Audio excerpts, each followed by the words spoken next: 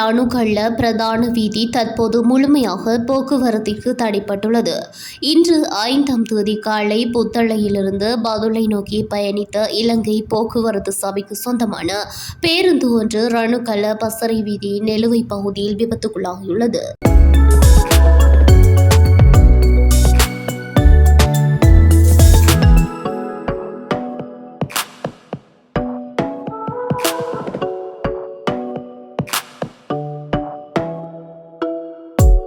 நெலுவை பகுதியில் நடைபெற்று வரும் வீதி அபிவிருத்தி பணிகளின் போது அமைக்கப்பட்டு கொண்டிருந்த வடிகால் கட்டுமான பகுதியில் பேருந்தின் ஒரு சக்கரம் சிக்கியதால் வாகனம் நிலை குலைந்து நின்றுள்ளது.